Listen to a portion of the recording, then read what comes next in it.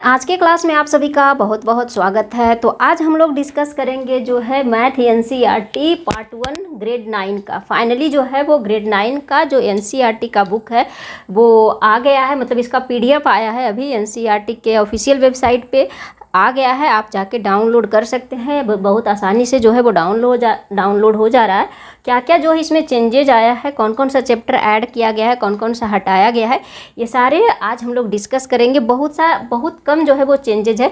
पुराना जो बुक है मेरे पास वो ये है, ये टेक्स्ट बुक ऑफ क्लास 9 का, और इसमें जो टोटल नंबर ऑफ चैप्टर्स था वो 12 था। अभी नया जो आया है वो उसमें टोटल नंबर ऑफ चैप्टर्स जो है वो 14 किया गया, यानी 14 चैप्टर नया वाला बुक में है और पुराने वाले बुक में जो था वो नंबर ऑफ चैप्टर्स जो था वो 12 था। लेकिन नया वाला बुक जो है ना वो अभी 2 पार्ट में डिवाइड हो गया है, पार्ट 1 एंड पार्ट 2। तो पार्ट 1 जो है, पार्ट 1 का पीडीएफ आपको अभी मिल जाएगा, उसको डाउनलोड करके देख सकते हैं। बुक अभी शायद मार्केट में अवेलेबल नहीं है क्योंकि मैं ढूंढ रही थी फ्लिपकार्ट पे, अमेजोन पे अभी नहीं आया है। लेकिन पीडीएफ आप डाउनलोड करके उसको देख सकते हैं, ब्लैक एंड वाइट में नहीं, पूरा अच्छे से आपका पीडीएफ जो है वो कलरफुल में दिया हुआ है। और जो बुक का नाम रखा गया है वो है गणित मंजरी। गणित मंजरी बुक का नाम है और पीडीएफ भी अभी जो है केवल इंग्लिश में है, हिंदी में आपका अवेलेबल नहीं है। तो ग्रेड 9 का जो मैथमेटिक्स पार्ट 1 है उसमें टोटल नंबर ऑफ चैप्टर्स जो है वो 8 है। टोटल नंबर ऑफ चैप्टर्स जो हो आ रहा था, जो टोटल नंबर ऑफ चैप्टर्स जो है वो 14 है, उसको 2 पार्ट में डिवाइड कर दिया गया है, पार्ट 1 एंड पार्ट 2। पार्ट 1 जो बुक अभी पीडीएफ जो रिलीज किया गया है उसमें टोटल नंबर ऑफ चैप्टर 8 है। तो समझिए जो बचा हुआ चैप्टर है 6 वो दूसरे बुक में जो है पार्ट 2 में आएगा।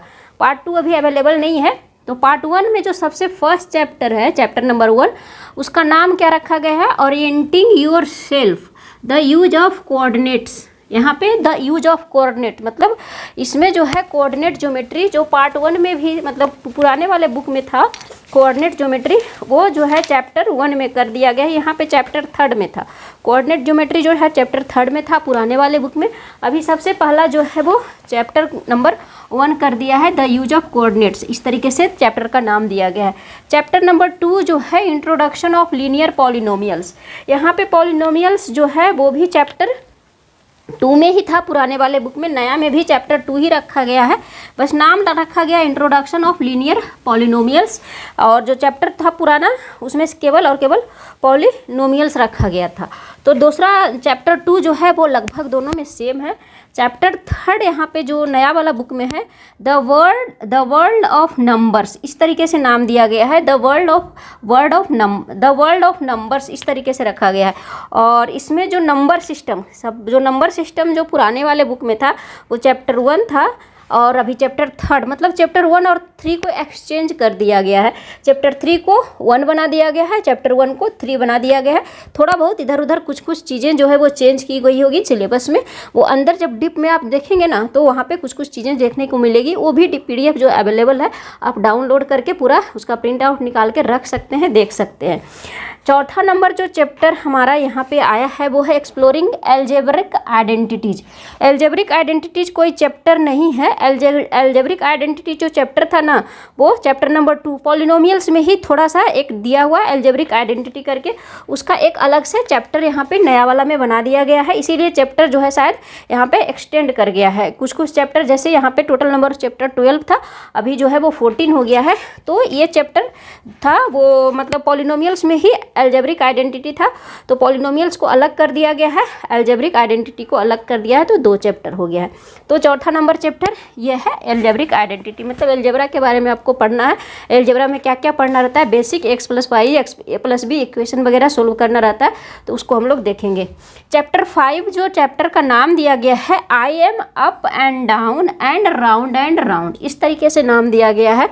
तो इसका डिप में जाकर देखिएगा अंदर, तो आपको इसके अंदर जो है राउंड एंड राउंड मतलब सर्कल के बारे में पूरा इसमें पढ़ना है। जो चैप्टर आपका 9 नंबर चैप्टर था ना वो पूरा जो है चैप्टर 5 में आ गया है, बस नाम आपको चेंज कर दिया गया है। नाम था पूरा सर्कल्स ही नाम था, बस इसका नाम चेंज कर दिया गया है थोड़ा फनी वे में, थोड़ा easy. I am up and down, round and round, इस तरीके से। चैप्टर 6 जो है 6 नंबर चैप्टर, उसका नाम क्या है, measuring space, perimeter and area. Measuring space में पेरीमीटर एंड एरिया जो है हम लोगों को पढ़ना था, यानी space area and volume, area and volume पढ़ना था। तो उसी में से ये चैप्टर जो है वो दिया गया है। चैप्टर नंबर आपका 12 है, surface area and volume.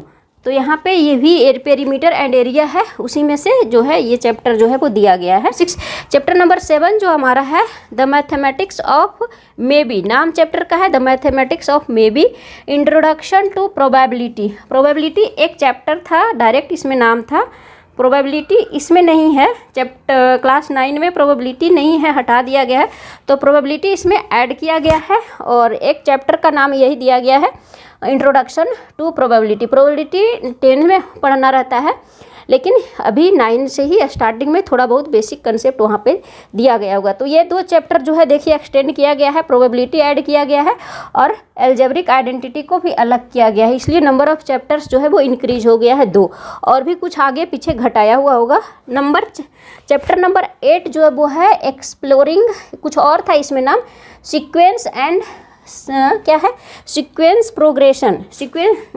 And progression, जिसमें ये भी नया चैप्टर ऐड किया गया है क्लास 9 में। ये क्लास 10 में पढ़ना था एपीजीपी, ठीक है। तो एपीजीपी का कुछ बेसिक कंसेप्ट अब जो है वो क्लास 9 में भी दिया गया है। एपी मतलब जो है अरिथमेटिक प्रोग्रेशन, जीपी मतलब ज्योमेट्रिक प्रोग्रेशन, तो उसमें का बेसिक कंसेप्ट जो है वो यहाँ पे अभी दिया गया है। आप डिप में जाके सिलेबस में देखेंगे तो थोड़ा बहुत कंसेप्ट आपको समझ में आएगा। तो ये जो चीज़ है कुछ ऐड किया गया है, कुछ हटाया गया है, बस मतलब लगभग जो है वो सेम है, घबराने की ज़रूरत नहीं है कि कुछ नया चीज़ जो है वो ऐड कर दिया गया है बहुत एक्स्ट्रा, वैसा कुछ भी नहीं है। आप धीरे धीरे पढ़ेंगे, चीज़ें सारी वही है, कुछ बेसिक चीज़ जो है वो सब दिया गया है, मतलब और कुछ ऐड किया गया है, बस यही है। पार्ट 1 का सिलेबस, पार्ट 2 का सिलेबस जल्द ही आएगा, तो उसको भी हम लोग बताएंगे। और आप चाहे तो इसे डाउनलोड कर सकते हैं, बहुत आसानी से डाउनलोड हो जाता है। आपको सिंपल गूगल में जाकर करना है NCERT न्यू PDF बुक ऐसे करके, तो उसमें पूरा बुक जो है वो आपका आ जाएगा, खुल जाएगा। क्लास 1 से लेकर 12 तक का सारा बुक जो है NCERT का अवेलेबल है, मतलब जो आया है मार्केट में। तो आप जाएंगे तो वहाँ पे देखेंगे आपको कौन से क्लास का बुक डाउनलोड करना है, कौन सा सब्जेक्ट का डाउनलोड करना है, किस लैंग्वेज में डाउनलोड करना है, वो सब है। उस पर डाउनलोड करने का ऑप्शन आएगा, आपका सब डाउनलोड हो जाता है। तो मैं भी वैसे ही डाउनलोड की हूँ, आप जाके डाउनलोड कर सकते हैं, फ्री ऑफ कॉस्ट है, कोई भी कॉस्ट नहीं देने की ज़रूरत नहीं है।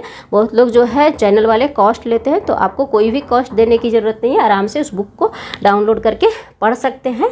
तो पहला चैप्टर जो है वो हम लोग नेक्स्ट वीडियो में देखेंगे और उसे स्टार्ट करेंगे। तो फ्रेंड्स, वीडियो अच्छा लगा हो तो लाइक करें, शेयर करें, और आप भी जाकर इस बुक को ज़रूर डाउनलोड करें, क्योंकि बहुत ज़्यादा सिलेबस तो नहीं है, लेकिन समय भी बहुत कम है। केवल और केवल आपके पास 6 महीना है एग्ज़ाम देने के लिए, मतलब 9th को पास करने के लिए, क्योंकि मार्च अप्रैल तो ख़त्म हो गया है, मई बस शुरू होने वाला है, और मई के लास्ट में जो है स्कूल सारा बंद है, जून से पढ़ाई शुरू होगी। तो समझिए 6 महीना ही बचा है, तो आप थोड़ा बहुत पढ़ सकते हैं इसको खुद से। तो मिलते हैं नेक्स्ट वीडियो में, बाय बाय।